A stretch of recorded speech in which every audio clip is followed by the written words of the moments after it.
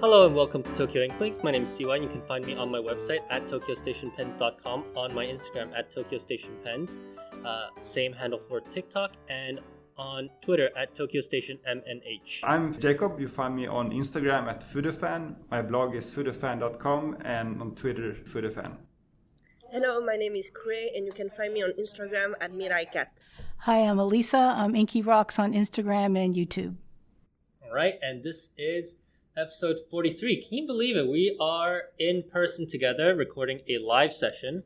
It's unbelievable. I'm out of quarantine finally and haven't seen you beautiful people for quite a while. Before we get into the meat of it, because we do have a lot of topics, let's just quickly get these reviews read.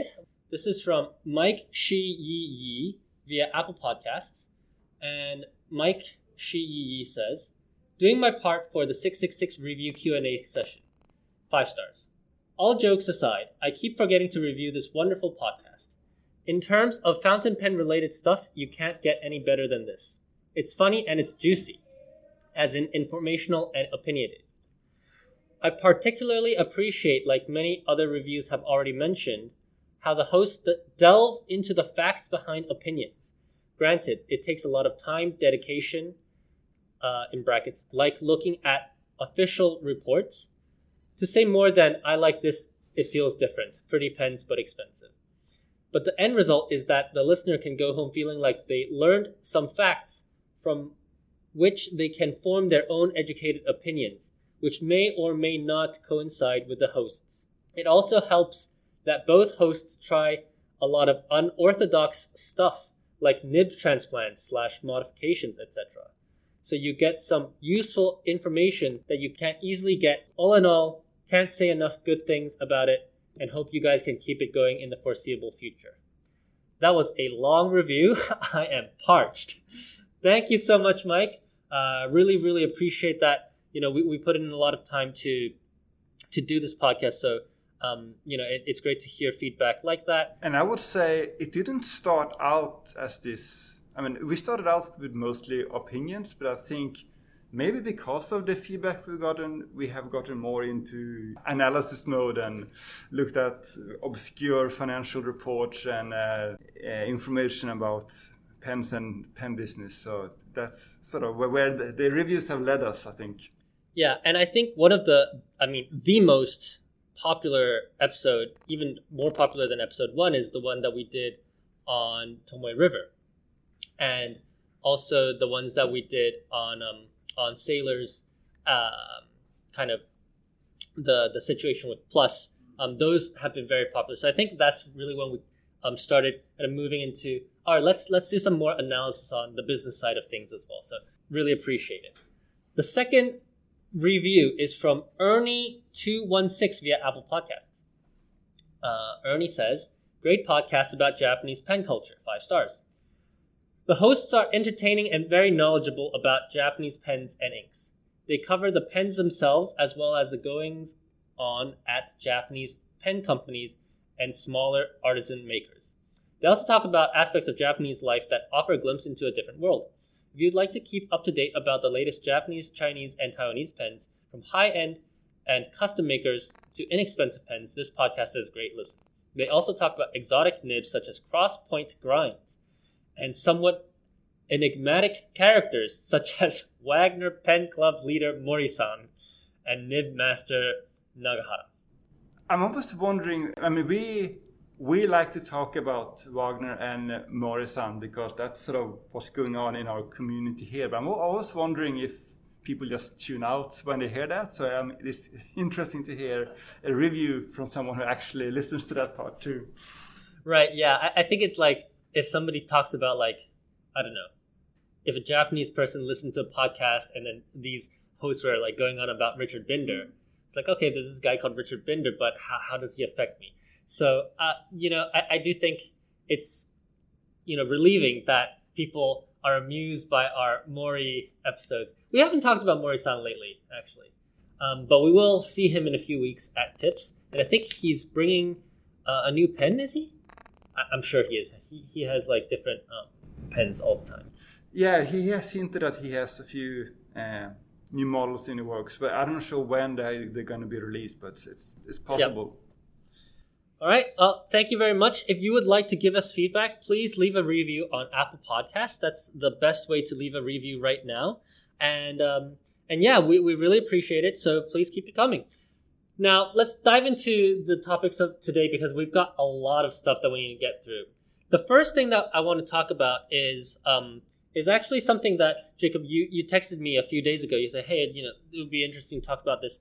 And I think we're actually a bit late versus the other reviewers or content creators out there in talking about planners, because last month it was like even 2 months ago now, planner crazy, right? Like Hobonichi released everything, and we haven't really talked about our planning / journaling / just general writing setup for 2020. We did one last year when Khuê taught us about Hobonichi, but I think it would be a really great idea to have all of us just kind of talk about our planner setup for 2022. So we have covered some of the news related to Hobonichi, and we have talked about what these system planners are and how people use them, but we haven't really talked about our own usage. Since we knew we were going to have this recording with Khuê and Alesa, I thought this would be a perfect time to talk to two more heavier planner users about their setup. Yep. So, let's get to the start of the show, Khuê. What's your planning setup for 2022? I know you explored different brands and different products as well. Tell me a little bit about what you're using this year and how you've made some changes going on to next year. Okay, so I'm staying with the Traveler Notebooks Horizontal Weekly insert. I have been using them for maybe 5-6 years now. So I like to having them, arranged in folders years after years. They're all the same colors. They all have this blue, 2 tones blue for the 2 semesters. So I'm staying with them for 2022. But I'm hesitating with Hobonichi. I used to have the Hobonichi planner, so the original one, A6 format, who is day by day. And maybe the 2 last year, because of the pandemic, I wasn't as active daily to write in my journal, or maybe because of my children. I don't know exactly.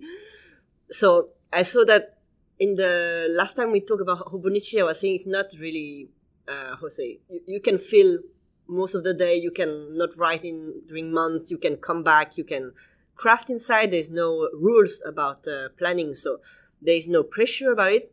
But in the same time, my Hobonichi planner are 2/3 empty for 2020 and 2021. And I'm thinking, do I stay with them because I like the nice black, very minimalist cover, and the same in the bookshelf. It looks quite nice, but is it just like having empty planners in a bookshelf, or do I maybe turn to the free day one? So then I can write whenever I want, and I'm not having to follow some dates. I don't know yet. It's still I'm still questioning. So I didn't jump on September 1st on Hobonichi website to buy. I was still taking temperature to see how I will evolve.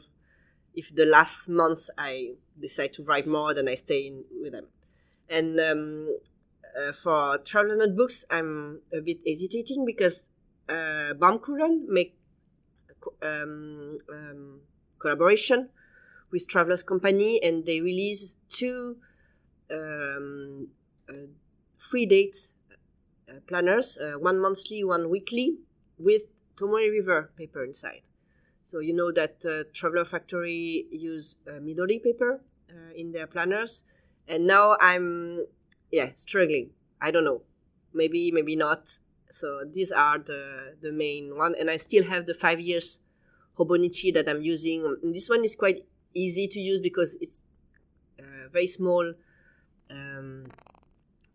Partition, so you can just write some daily notes, the forecast, or what thing you are using in your pen. And this one I have less. I have it for 5 years, so I'm still going on with it. Yeah, that's interesting because I think what you said really makes sense. Last year, I bought the A6 Original and the 5-year. And I had a struggle because the A6 Original and the 5-year, I end up wanting to write the same things in both of them. So it was very difficult for me to kind of understand how I want to use them differently. And for me, the A6 was okay, but because it didn't have a weekly view on the pages, I did feel like I couldn't plan my week because I don't have the habit of flipping to the day, writing what I have to do on that day, because usually, let's say my projects, they take more than one day to finish. So I'd rather say, okay, this week this is my focus, and then track it through the entire week rather than just have that one day. And as a result of having the A6 and the 5-year, I ended up not writing in either of them. So for sure next year I'm going to try to do better in my 5-year, and I have bought a weeks, so that obviously it's smaller and then it has the weekly format. I didn't go for it last year because I think the covers for the weeks are less, but they're actually like just part of the book, right? Yeah. So there's that, and I got some Tomoe River notebooks from China, from Taobao, thanks to Sophia, our friend Sophia. Shout out to Sophia.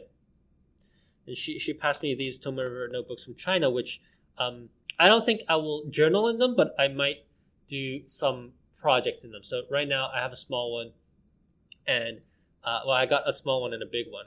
And the small one, I'm using it to kind of test my nib grinds, and just have a profile of what pen it is, what it was ground to, and then maybe like a small drawing of the shape of the grind. So like a grind catalog for me, I guess. So that's how I've been doing it. Jacob, do you have anything for like productivity? Well, so a few years ago, I bought a Hobonichi Weekly, and the year after I bought one of those traveler's notebooks, planner inserts, and the year after I bought one of those Rollbahn A5 inserts. What all of these three have in common, if you look at them now, is that it's a lot of entries for January. There are a few entries for February, and then there's basically nothing else, right? So I always start out thinking that this is going to be the year where I'm using a paper planner, but I have now come to the realization that I'm more of a Google Calendar kind of person. Having said that, I really enjoy these system planners, these system techniques that we talked about. So I have 4 of them right now. I have an M6 one for ink swatches. I have a Bible size, which I have right now here for like notes on the go, including my podcast notes today. I have an square shaped one and an A5 size, but I don't use them as planners. Like I use them as a notebook where I can move around and organize my notes. I don't use the planner insert with dates on it, right? So that's basically my setup. Yeah, I think that's just super interesting because, like you, I don't have like a habit of planning. So I wrote entries for January 1, 2, 3. That's it. And the birthday. No, I wrote my birthday. I didn't write anything on the day of my birthday. I just wrote, oh, this is my birthday. So I do think it's progressively more and more difficult to use as time goes on if you don't build that habit. But I'm interested in, because you said you're like a Google Calendars guy. I'm a Google Calendars guy as well. I'm a Google Calendar girl. You're a Google Calendar girl. So are you a Google Calendar girl? Listen, you're not a Google Calendar girl. But for like the Google Calendar folks, for me, I find like if I have to remember an appointment, like it doesn't make sense for me to write it down in a physical journal, right? Because I want to get a notification about it, and a reminder. So I'm just wondering, like, the things that I have with other people, probably a digital calendar is much more effective for what it's supposed to do, which is remind me.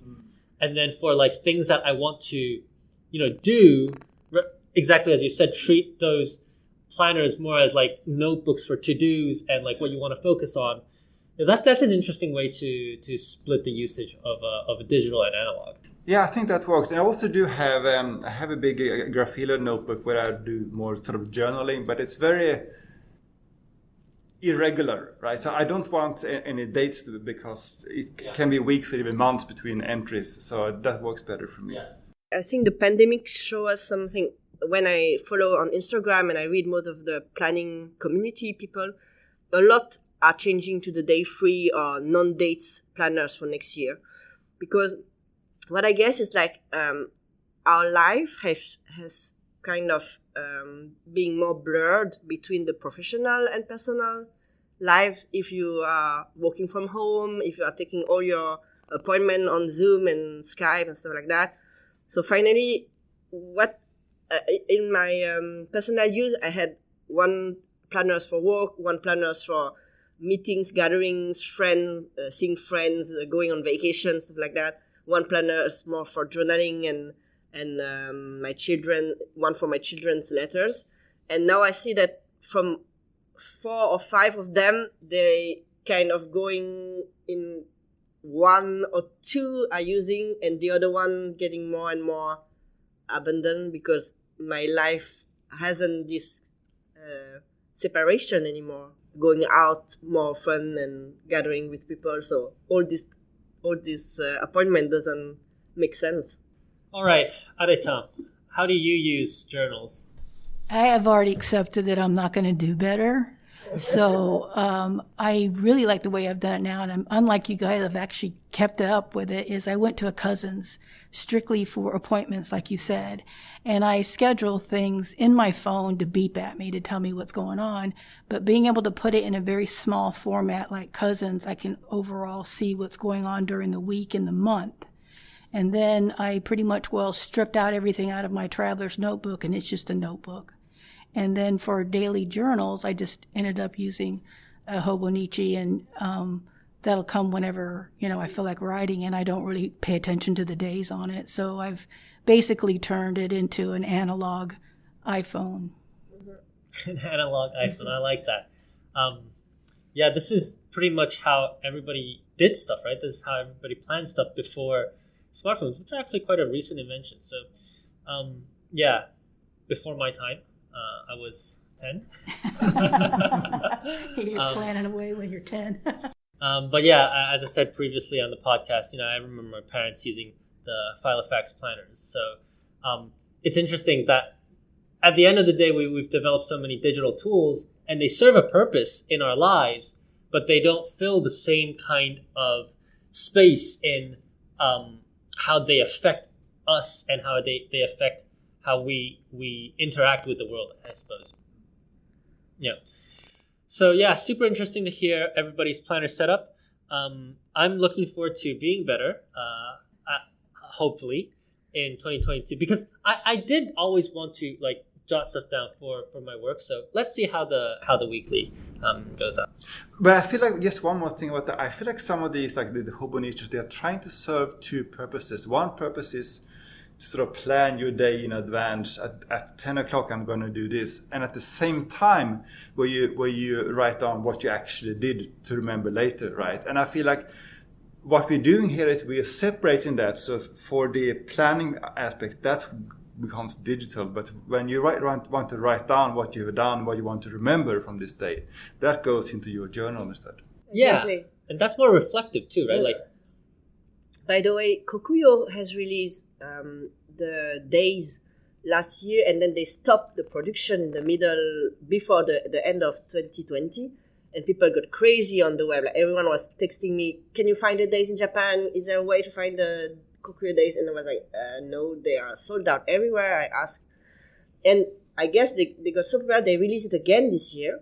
And what is nice is so it's a daily planner, but they separate one day in 2 columns. So you have kind of to-do list and more like a practical one, and the other side you can more like journal, and you still have the schedule, the hours, but you can have like kind of 2 view, like what Jacob just said, on the same page. And I think it's why it was so popular among the planners fans. Yeah, absolutely. All right, moving on. We've had some, for me, pretty shocking news, actually. This is like the first time in... Don't reveal the ending just yet. So let me take this from the beginning. So a few days ago, there was a post on Instagram from Pilot Korea's official account. And the post said, or I think it said, because I can't read Korean, but based on Instagram's auto translation, it said 3 existing Iroshizuku inks are going to be discontinued. So Tsukusa, Tsukushi, and Inaho, they're going to be discontinued, but there's going to be new inks, new colors released instead.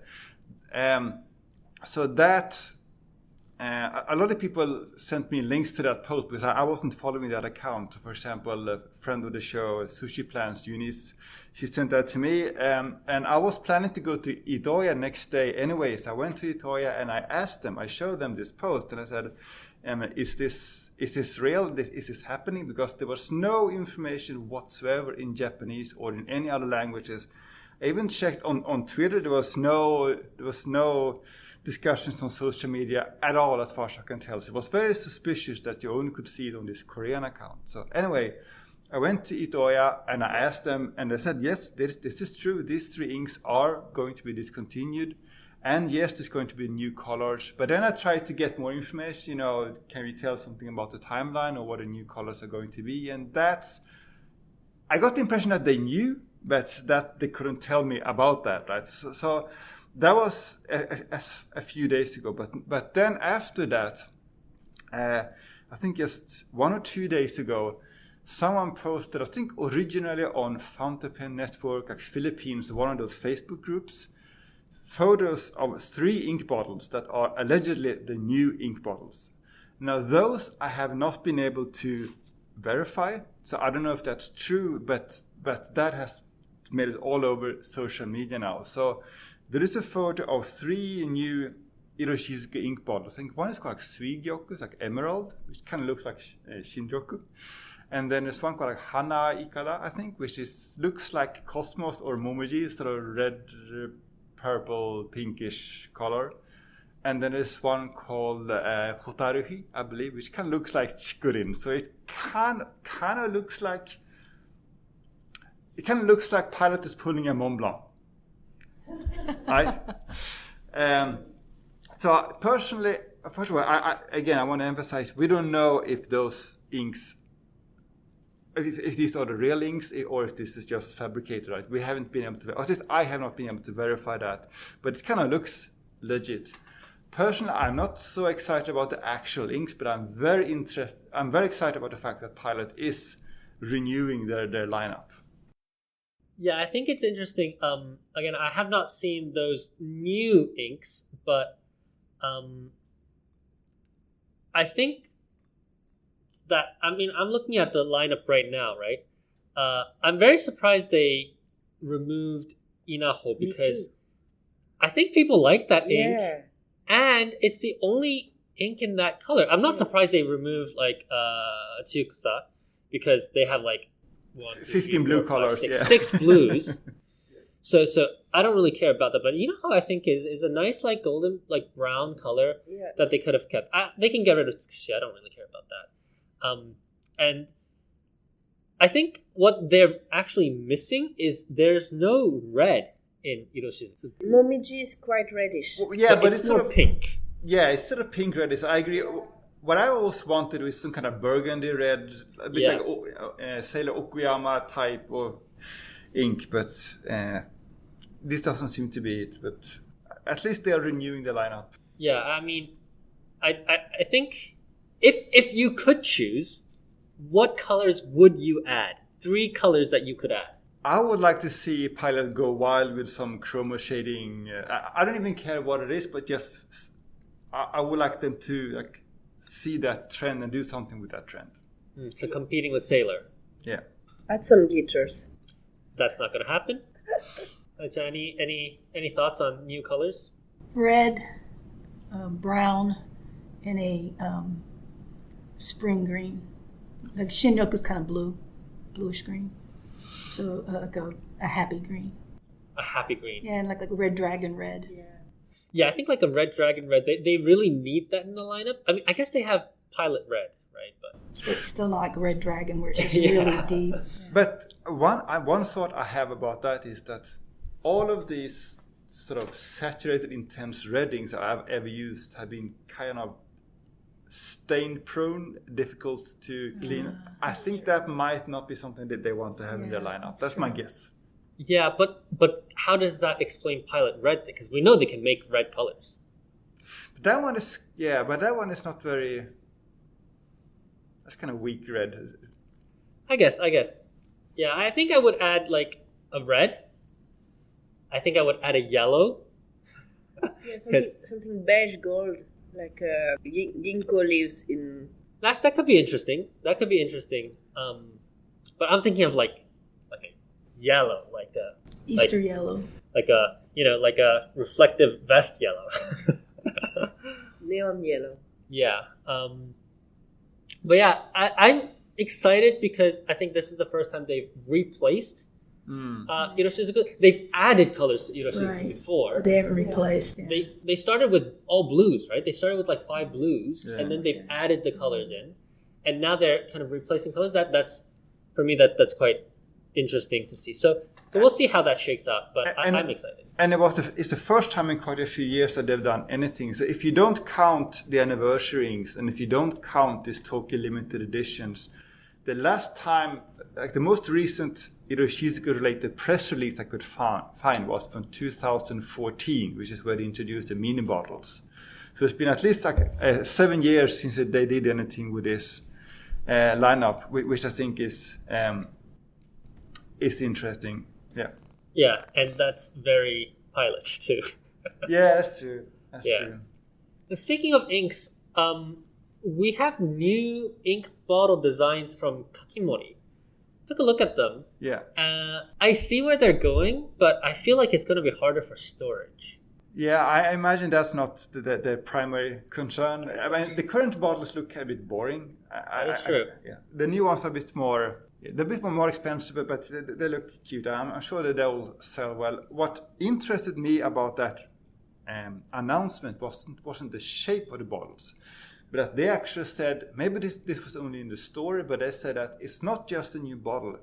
They have new inks, and the formulation is slightly different this time. So the inks are still made by Turner as they are today, but the new inks are said to be less prone to feathering and bleed through. And we have talked in the past about how these Kakimori inks, they're very nice to write with because you have this kind of cushioning feel, but they are, unless you write on like Tomo River and Graphilo or whatever, they tend to feather, they tend to bleed through on a lot of paper. So I'm reading through the post as well, and the bottle itself, sorry to get back to the bottle, it's supposed to be inspired, it looks like a raindrop, right? Yeah. And the cap is slightly off center. So I think the focus of this is actually to allow people to use it with dip pens, because it's actually very hard to use dip pens if the bottle is straight. So the slant allows it better for people to use dip pens, and in fact the pictures only show it with dip pens. Very interesting about the formulation as well. So I guess they did know that there were issues with the previous formulation, or at least they wanted to improve that. But I think it's still just like Pilot. It's been a few years, right? They've done the ink mixing for at least like 4 or 5 years. So it's interesting to see them stick with the pigmented ink, because I feel like a lot of blendable inks are dye-based. I think that's like just less complications. So I wonder why they didn't go on the dye-based route. Yeah, I'm not sure about that either. You're right that in general, pigmented inks are a little bit more problematic. But if you look at what they're selling a lot of dip pens and glass pens. So maybe that's what the customers are mostly interested in. Yeah, that's true. And it's harder to get the dye-based water inks because they're more like watery. They're less viscous. It's harder to get that to stick on the dip nibs, right? So that's why I think a lot of calligraphers add gum arabic to inks to make them more viscous and also more glossy as well. So, anyways, we'll see. Yeah, they said they start with a pre-reservation, and the next spring they will change the cap. Now it's plastic, and I think they will try to do a wooden cap.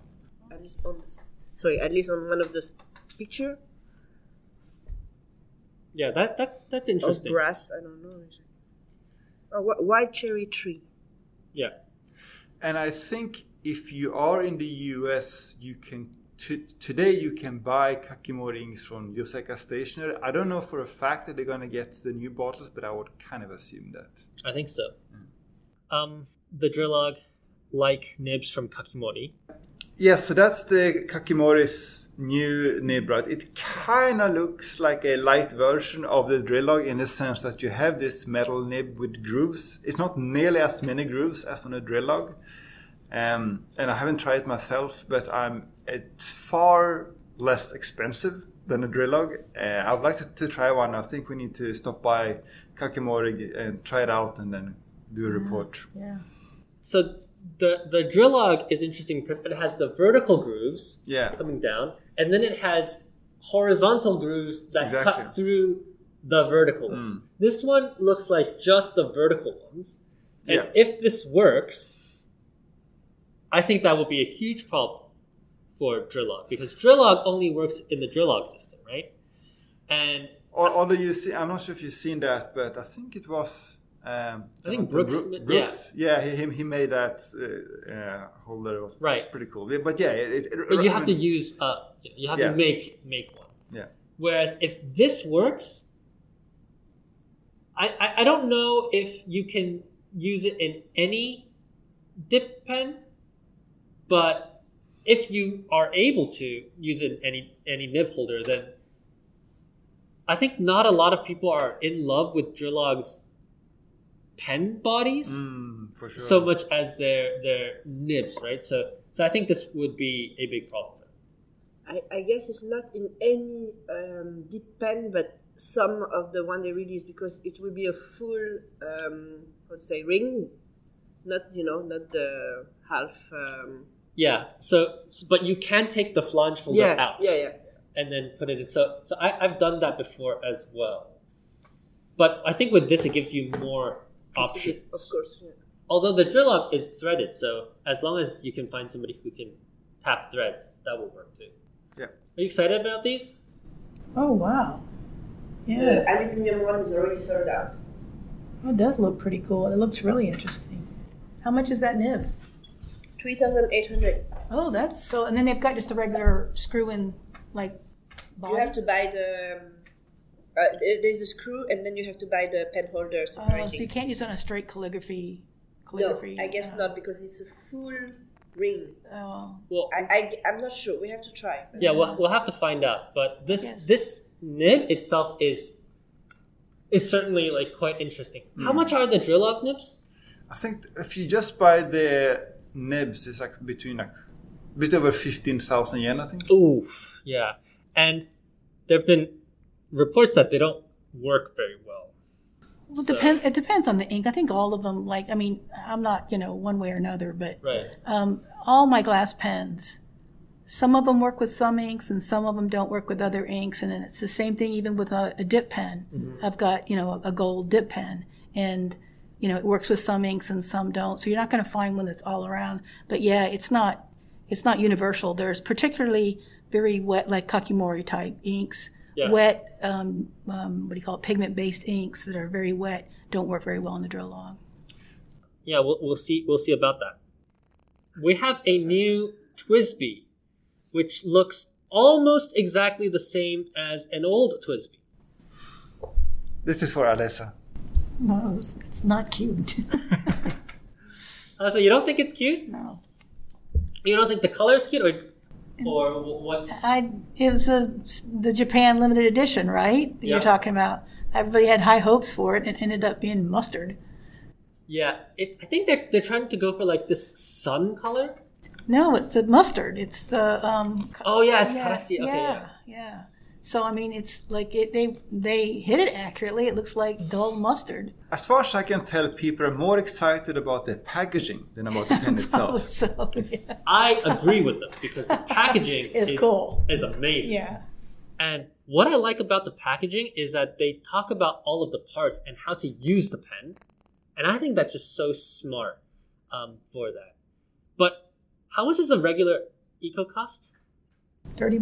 $30? This is $77. Would you buy one for $77? You can get a, what do you call it, a Bunga Box Maki Echo for what, about $120? So, no, I wouldn't. Jacob, what do you think about this pen? I've never really been a TWSBI person, so personally I'm not that interested, but I'm sure it's going to sell very well. And people will go to great lengths to acquire this from Japan. That's my prediction. Yeah, like you all, I'm not a TWSBI maniac. I don't own any Ecos. I think the best thing about the TWSBIs is that they're easy to get into, right? And there's like 100 different colors. It's like the beginner's sailor almost, it's like no. I think it's like. Well, it's like those people that collect all the colors from Lamy, except for it doesn't dry out like Lamy. It's a better pen. It's good. Yeah, I think it will, and especially with this limited edition box, so it will sell for sure. No, I'm sure it will sell. It's not my type of pen.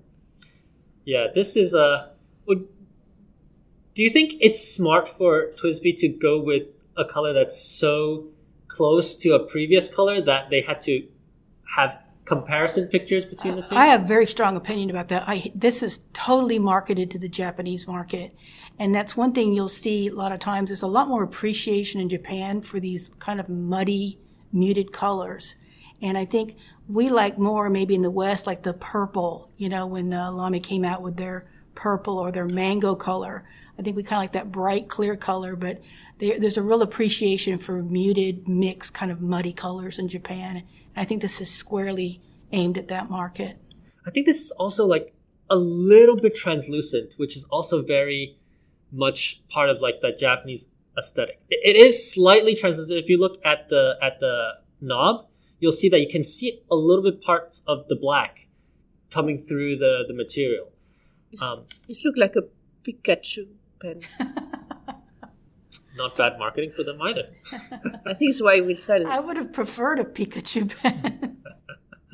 Yeah, so TWSBI, it's interesting because they don't have a direct presence there. Here, they obviously work with Sakai, but they've had several limited editions here.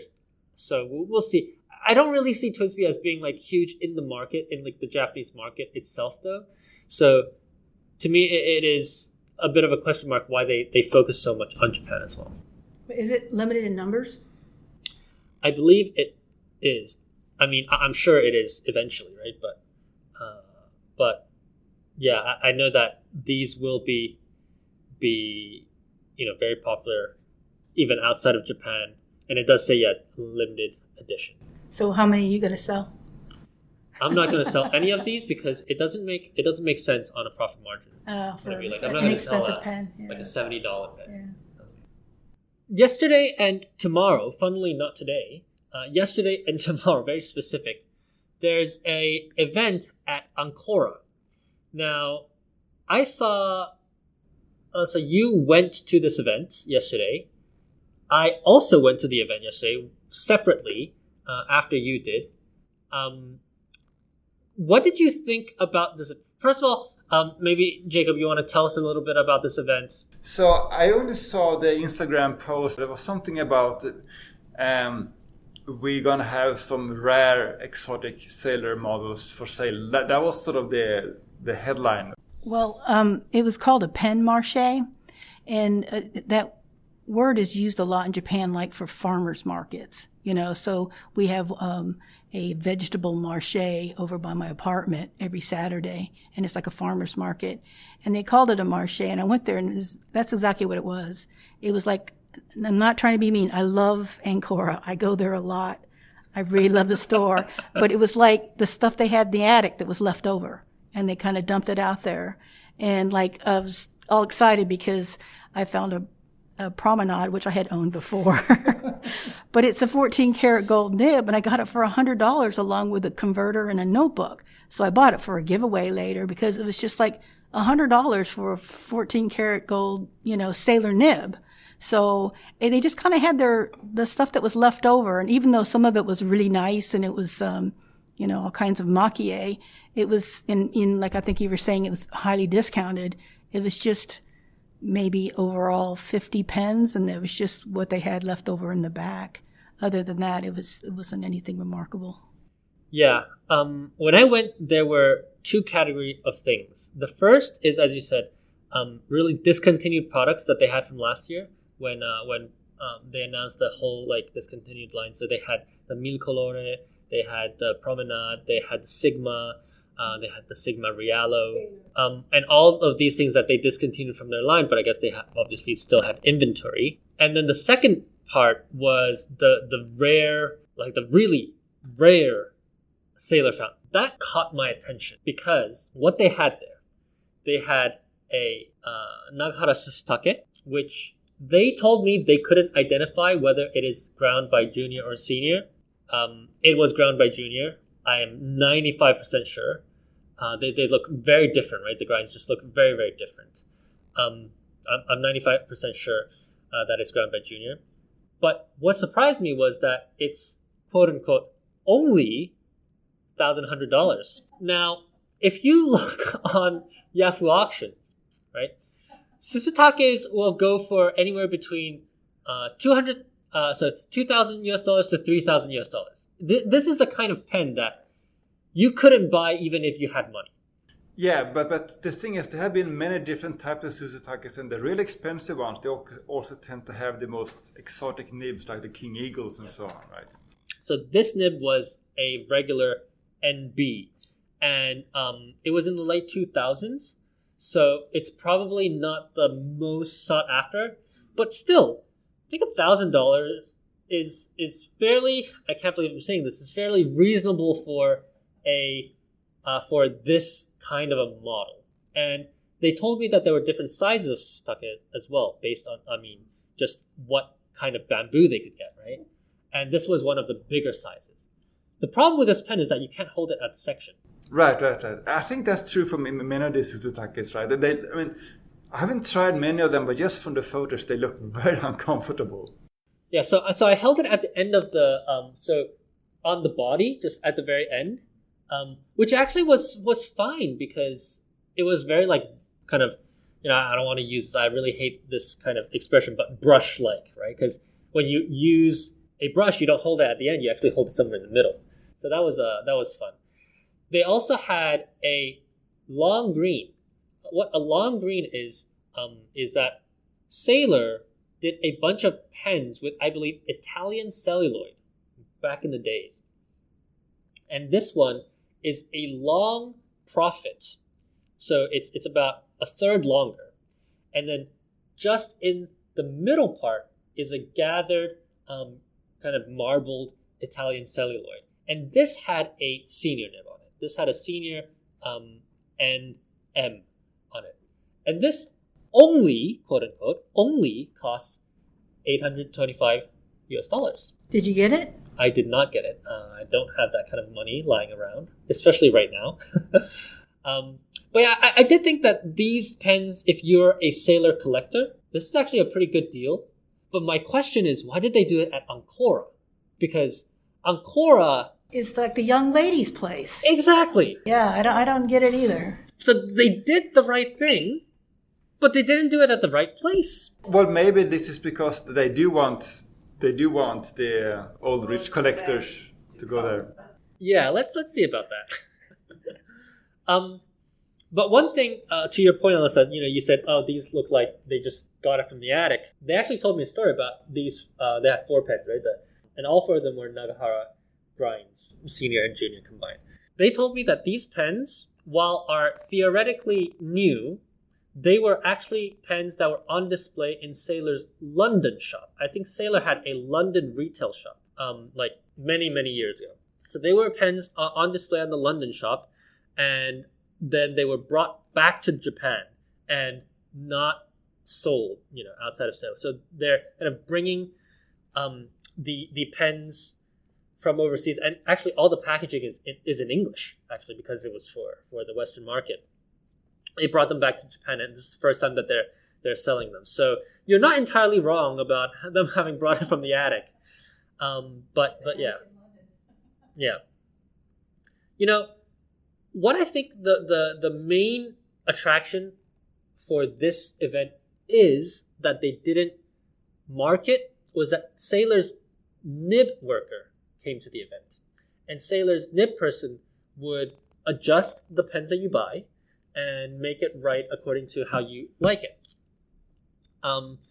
So I feel like if they advertised that part of the event more, it would incentivize more of the Inkanuma ladies being like, oh, I want to make my Sailor right more wet. Well, they offered that on my promenade. The lady was, I'm like, and I was going to give it away. I didn't want to open it, but I thought that might be kind of a nice little service, but it was even offered on my $100 pen. Yep. But they didn't say anything about it, right? Yeah. And I just feel like that's a missed opportunity. But like you said, I just so weird that you would have to battle through the make your own pen, the pen stamps, the colorful tapes, and all that to get to the back to get to this, totally 180 out audience. So that was just like you said. I don't understand why they held it at Ancora. Yeah, but I'm glad they did something. I hope they do more of this.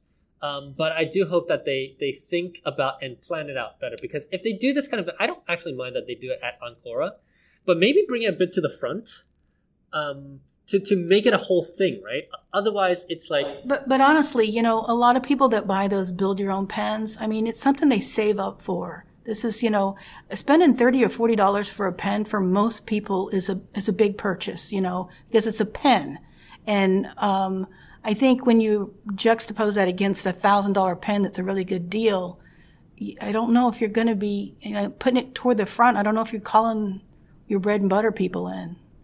Yeah, absolutely. But I think it's so hilarious that Alesa bought a promenade and had forgotten that she had one, and forgotten that this model even existed.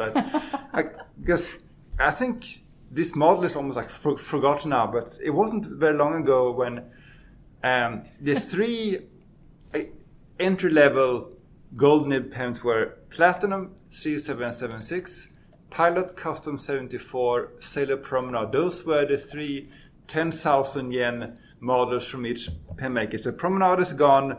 3776 is now 16,000, I believe. Pilot Custom 74 is now 13,000. So this is from a forgotten era, and also. Oh, but there is still the Prophet Light. Well, so related to that, Sailor's lineup has always been confusing. So, back when we did this Sailor Minus episode, the lineup at that point was Promenade, Prophet Standard 21, Prophet 21, King Prophet, and then Pro Gear was even crazier. Like to have Pro Gear Slim Mini, Pro Gear Mini, Pro Gear Slim, Pro Gear Sigma Slim, Pro Gear Sigma, Pro Gear Realo Sigma, Pro Gear KOP, and that doesn't even cover the low end steel nib pens, and then the crazy high end special editions, right? And also, don't forget they had different names. They used both Slim and Sapporo. Although I never heard Sapporo in Japan. I think that's a US thing. That's true. But then for a brief moment there was a little bit of clarity, because they discontinued Promenade. They discontinued this whole Sigma lineup that extended all the way from Slim to Realo, right? But now, as you say, they've introduced Prophet Light, which is basically just a Promenade again at a slightly higher price. With a worse clip. Yeah, exactly. And now they also have that Prophet Casual, which we talked about in a recent episode, which is basically their version of Pilot Custom NS. In other words, the steel nibbed. Which didn't sell. Yeah. So yeah, and now it's all confusing again, and no one understands Sailor's lineup. Yeah, Sailor is confusing. The pricing is confusing too, but that's a different topic. See, speaking of very expensively priced Sailors, though, there's a very expensively priced Sailor that's coming out again from a shop that I thought were kind of opposed to doing these shop exclusives. They've not had many shop exclusives at all, but just I think at the beginning of this year, obviously it's their 20th anniversary, they came out with the custom 823 in deep blue. Of course, I'm talking about Shosaikan here. The 823 was well received, but largely thought of to be as extremely expensive. To put it in context, right, a regular 823 is about $330 with tax. The blue one was something like $550 with tax. They're coming out with a Sailor now. This Sailor is $700 with tax. It's a gathered pro gear. Gathered pro gears are less common on the market. They also tend to be more expensive. I guess that it's more expensive to actually make that kind of barrel. Yeah, and I'm looking at this pen now. It is very nice, and there is kind of like a little bit of a translucency, at least to the section that I can see. But it's a $700 pen, and interestingly, it doesn't cost more for a zoom. Well, I think if you look at this pen and you look at that Genai, I think it was called the 823, and then you look at the older the Myth, and then you look at their inks, I think you can say based on the kind of pens and inks they sell, they kind of go for a different clientele that some of the other retailers aim for. Right? I mean, it also has to do with the location of the shop. I imagine this is like a business gift. It's the hedge fund manager going in and buying something to celebrate a successful deal. Yeah, but I think the pricing differential between an 823, which is it's like a plunger filler. It's got a big nib.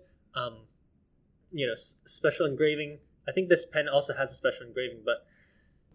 Yeah, but just to clarify what I mean, the thing about that pen isn't the fact that it's very expensive, but that you could argue if you come from the perspective that you like, colorful barrels, that was a missed opportunity. You could do a 823 in any color and you made an almost black one, right?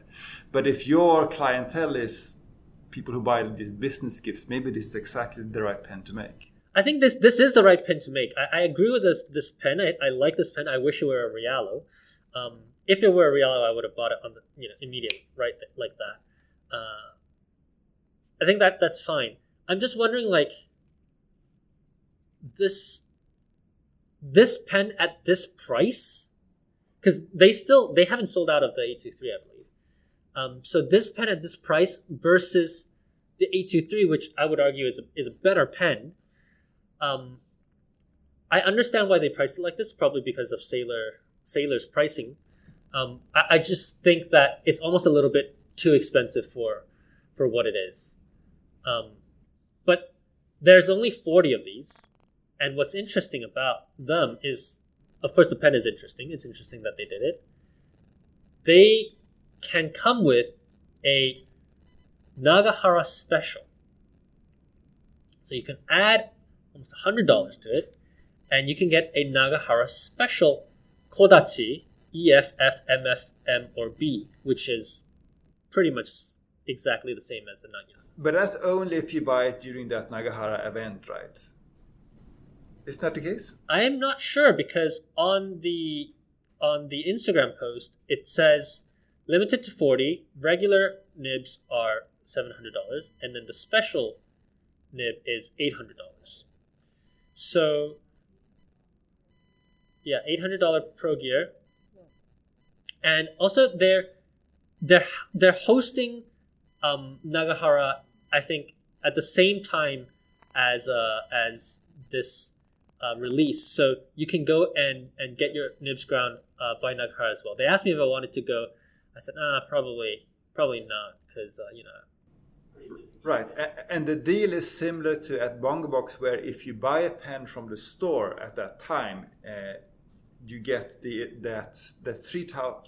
3,000 yen level adjustment for free. I think it's the first time that they've hosted Nagahara, at least as a solo act. So maybe there's going to be some kind of a more of a rivalry between Bungabox and Shosaikan, because they're pretty much 5 minutes distance from each other. But I feel like, as you said, the clientele is very different. For me, it almost feels like Nagahara's grind clienteles would more be situated with Shosaikan, but I'm not sure. Yeah, it's hard to say. But one thing I will say is that I think that Myth pen, I think they've had that pen in stock for like 10 years or something like that. So clearly they're not too concerned about not selling everything immediately, right? They can stomach that inventory cost. But I mean, now you look at this $800 Sailor pen. For me, I think the Myth pen is a bargain. Yeah, but actually it is. It is a bargain regardless. Yes. It's kind of an ugly pen, but that's just... Yeah, that's a matter of taste. I think the pen is very beautiful. But anyways... The section or that beige part, that's what doesn't work for me, but that's a tangent. Get another pilot section. Screw it. Anyways. All right, shall we move on to tips preview? So, have you had the chance to look at the exhibitor lineup yet? It was so difficult to get a ticket. Oh, you haven't got a ticket yet? I have one now, but the only available place was Sunday afternoon. Oh. So I cannot see you. Are you going as press this time? I'm a volunteer again this year. Oh, okay. But you were a volunteer / press last time. You had sort of two roles. It was like 2 roles. I think it's just going to be the same thing this year too. Yeah, so Jacob and I, we applied for press. Haven't heard anything back yet. But I think that was the same last time. Yeah. Someone said, just come and we'll sort it up. I can't remember who said that. It was Bruce, I think. Yeah, maybe it was. I think I'll probably email Bruce and be like, hey, what's going on? Is he still part of the committee? Okay, so I'll email him again, like maybe later tonight or something. But I took a look at the exhibitors, and I got pretty excited about some of them, not because I want to buy anything from any of them. Well, Hanabi's going to be there. That's very, very cool. A lot of new exhibitors this year. That's what I think is interesting. And I think there were some complaints about some older collectors in previous years that, TIPS is more a ink and general stationery show. It's not a pen show. And interestingly, this year, I feel like there are more pen vendors. I feel like what TIPS has done in the past 2 to 3 years has really built up the reputation for these pen vendors to actually come and exhibit. So the people that I'm talking about are, for example, again, Shosaikan is going to be there. That's interesting because actually Shosaikan's staff was at TIPS as a helper for another store for the 2nd edition and 3rd edition. And now Shosaikan are actually going to show. So I think that's the first time they've showed at a pen show, actually. They don't show at other pen shows, right? Kubo's apprentice is going to be at the show, so with some of his own nibs. But he was there last time. I think both you and I missed that, but we heard about it from Alesa's video. Yeah. I'm interested definitely to see. He also advertises that he can fix like old pens or like using like different parts. So I really want to get to him this year. There's also like H Works with like these titanium pens. And it sounded like they even make their own nibs, which sounded very interesting. Yeah, so those guys I'm interested in. And there's a company called Loretz. And I've never heard of this company before, but I think they also do their own pens. So I feel like the Tokyo International Pen Show is becoming more and more of a pen show rather than a general, inks and stationery show. And, that's good for some people. Some people, might miss the older style. What do you guys think? I think that's probably true, but pen show includes glass pen, a dip pen, and I think for that reason, some of the old-timer might not be happy about it. I mean, they are pens, right? Yeah, but I mean, that's not what I mean when I talk about we want more pens at the show, right? So what do you think? Are you excited about any of these? Oh, absolutely. I think just a little bit of I'm a volunteer again this year, and just a little bit of the background in it. And there already seem to be, they're smoothing out more of the things that might be bottlenecks for, I think, for exhibitors. And like they let us in on, I don't know if you remember when you went last year, there was a hotel right next on that walkway to go over to the pen show. They have like an insane discount on this place for both exhibitors and people who want to come to the show. And you go to a special page, and that's something they didn't have the years before. And you can literally, one person can stay in for like overnight with a light breakfast for like $30, like in Tokyo. It's insane.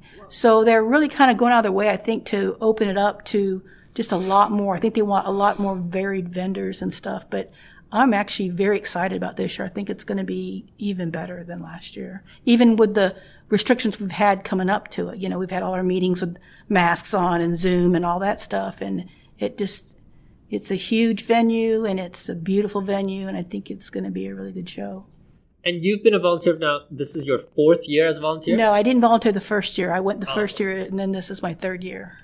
And so you've gone through the Asakusa era, and now this is going to be the 2nd year at Hanmatsucho. You know, you obviously said, you know, there's been some improvements on the kind of like logistical side of that. I'm curious to understand your opinion on how the show has like evolved as a show itself as well.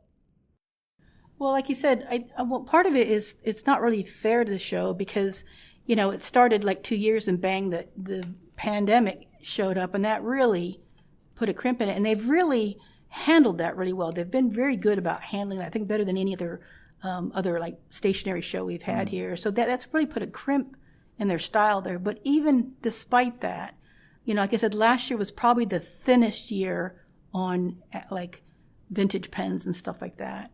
And the fact that they're going to bounce back from that a little bit. And I think also that there's like interest in the Kubo's Apprentice and stuff. That kind of interest also, I think, is good feedback for them. So, yeah, I think it's going to evolve into be a more complex pen show. I am mostly excited about talking to the Yamamoto paper guy. We have paper discussions.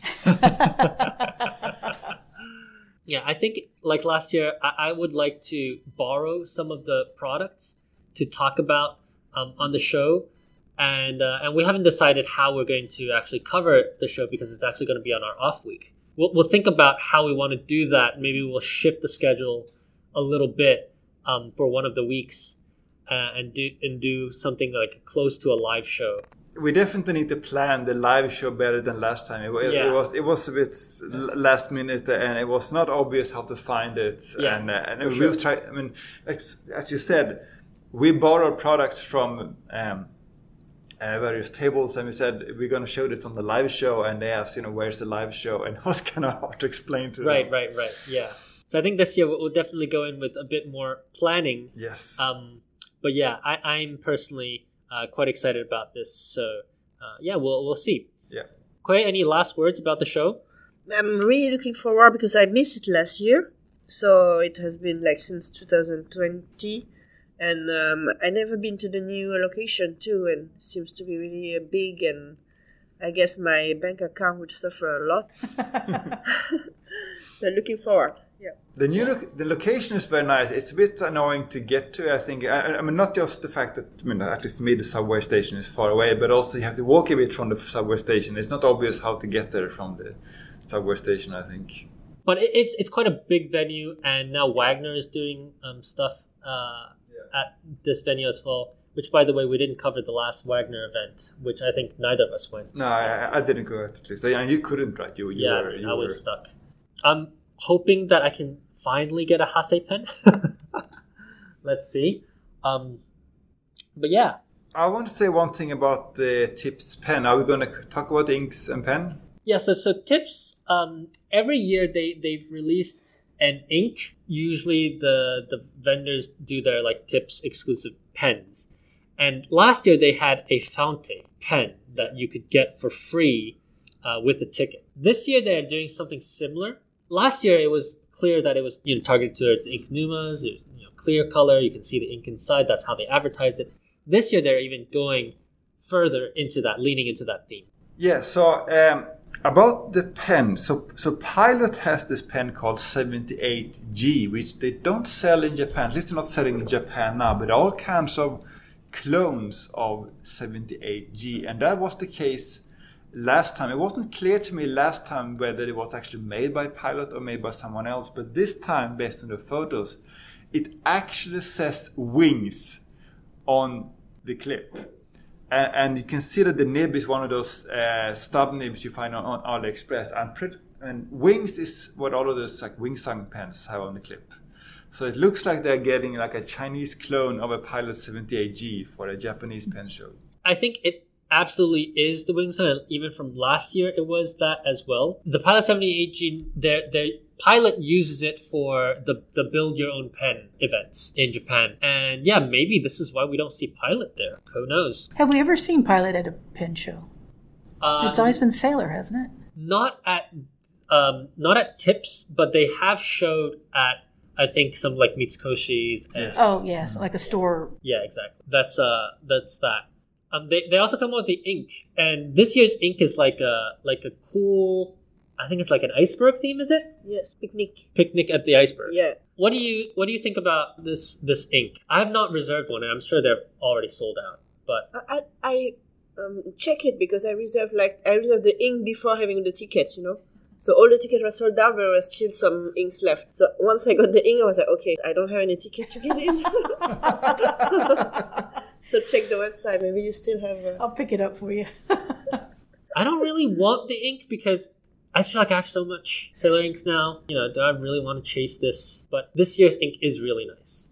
Well, they limited it this year. Last year, I accidentally bought 2 bottles as a volunteer. I don't know how it happened, but I got rid of the second one really easy. But this year, they limited it for the volunteers could only buy 1 bottle.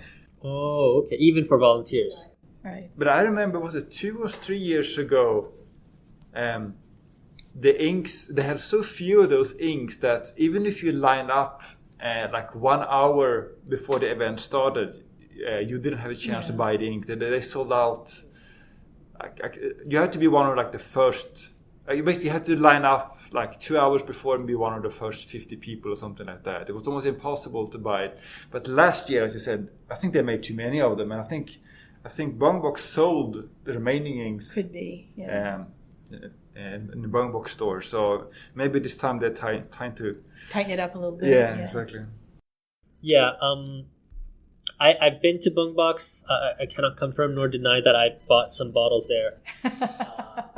Won't say anything about that. But yeah, I think that time when they make the 2 inks, the green tea and the... Oh yeah, the that was tea. like, the first year or something? Second year, yeah.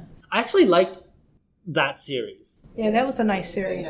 Yeah, but they did make too many of them, which is good for me because I may or may not have bought extra bottles. Does Bungbox still have that Halloween pen, the Echo? I don't know, but you can buy it online. I'm personally interested in what Bungbox is going to bring to Tips.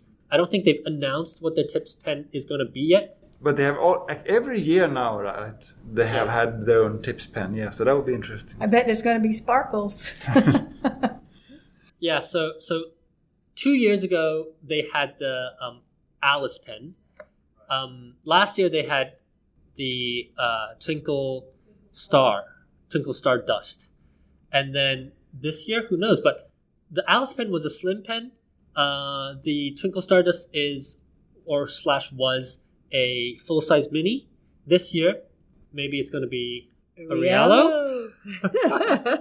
We'll see. If they do something cool, my wallet may suffer. But I think that's pretty much the end of the show. There's some additional news about Nagasawa's new pen, but I think we can skip that. It's not super interesting. They're basically releasing a pen that looks almost exactly like what a Hachimanja would release, and they have an IG live on that, so you can watch that if you're really interested in that pen. But yeah, I think we've talked a lot today, brought a lot of information, and discussed a lot about our expectations for Tips, which I think everybody's excited for. All right, thanks everybody. Really appreciate again everybody for listening in. Every episode, I think at the end, we do the episode, and we always think of, okay, I really hope that our listeners like the product that we're producing this time. So again, thanks to everybody's support, we're able to do this show, and yeah, hopefully we'll have a great show again, either in 2 weeks or 3 weeks. We don't know. Depends on how we want to schedule tips, but I guess we're going to find out. And with that, my name is CY. You can find me on my website at tokyostationpens.com, on Instagram and TikTok at tokyostationpens, and on Twitter at tokyostationmnh. And my name is Jacob. I'm Foodafan on Instagram and on Twitter. I have a blog at foodafan.com. And thanks guys for having me today. My name is Khuê. You can find me on Instagram at midaikat. And thanks for having me on. I'm Alesa, Inky Rocks on YouTube and Instagram. Bye-bye.